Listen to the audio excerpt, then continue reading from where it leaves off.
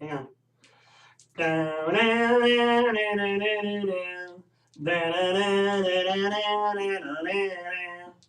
Alright, we are now going to test whether the average IQ of a CSU student is the same as the average IQ of a UW student.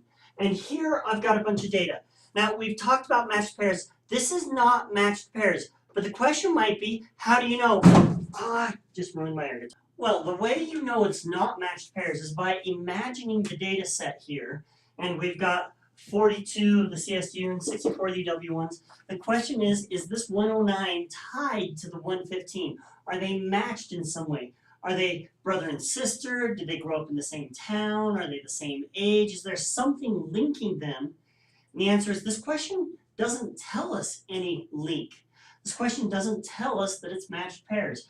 If I switch the 110 and the 115, would it matter?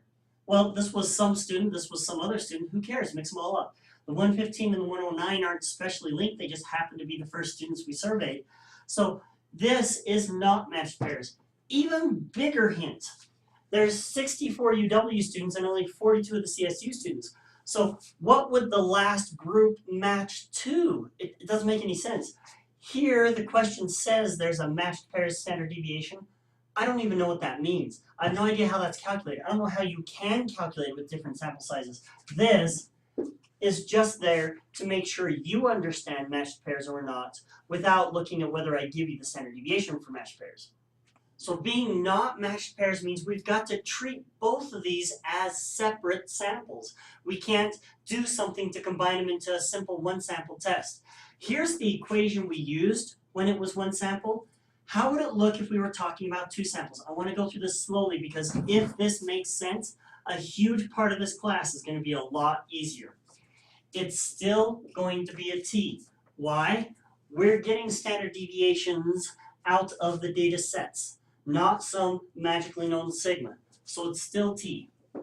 Now, x bar minus mu isn't just an x bar anymore. We have two different x bars. And I want to compare how far away is CSU's x bar from UW's x bar. So I'm going to take both of them and subtract them. I'm comparing them against each other.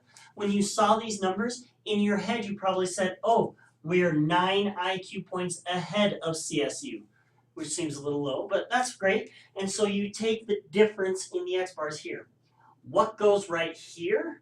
If your temptation is to put mu1 minus mu2, that's great. That's exactly the right idea. Except we don't have a hypothesized mu1 and mu2. What does the question say? Notice we're talking about the average IQ of a CSU student. That's our mu1. And the average IQ of a UW student. And it says they're supposed to be the same. They're supposed to be equal. If they're equal, what should happen if we take one of the mu's minus the other mu?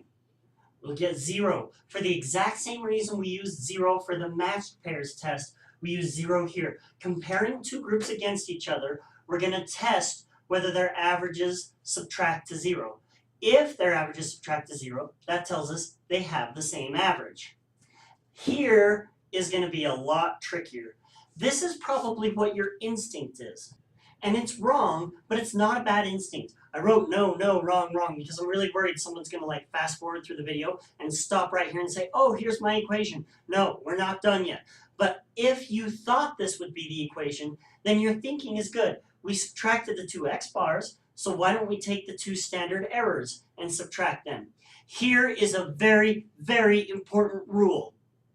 You cannot add standard deviations. And that means mathematically you can't subtract them either.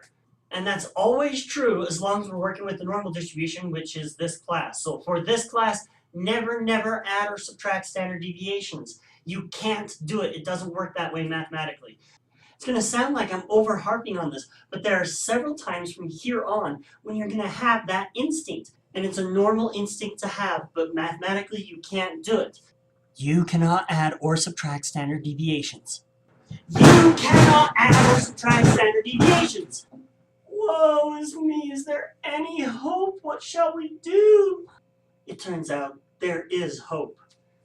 You can add variances. So we have right here standard errors. If we square them, then we could combine them. Now we don't want to leave it like this because this is a variance. It's a valid variance, but we want to divide by a standard error. So we're going to take this whole thing and square root. And that gives us a valid formula. Don't put it in your notes just yet because we can make it look prettier and simplify it. But this is correct. Standard error squared into variance, standard error squared into variance. The negative sign got squared, and because of that, it turned positive. And that makes sense intuitively. If you have error from here and error from here, together you have both errors. It's not like one error is going to cancel out the other one. So now we're combining the errors with a plus and square rooting it, which takes it back into the units we want it in. We want it in units of IQ, and here we had IQ squared, square rooting it takes it back.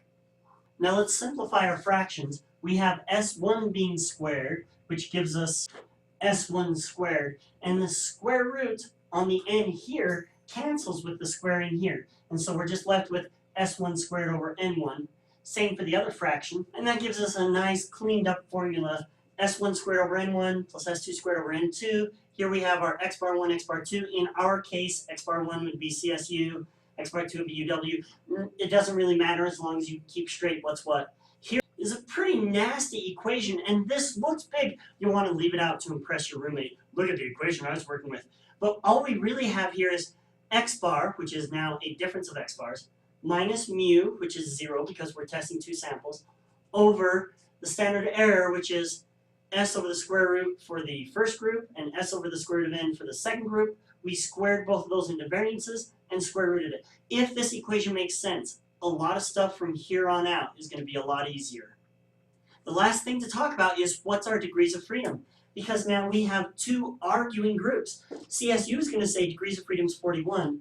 UW is going to say degrees of freedom is 63. We want a really simple rule. The rule we're going to use is whoever has the smallest degrees of freedom is going to be the winner. So in our case, 41 would be the degrees of freedom because CSU had the smallest sample size.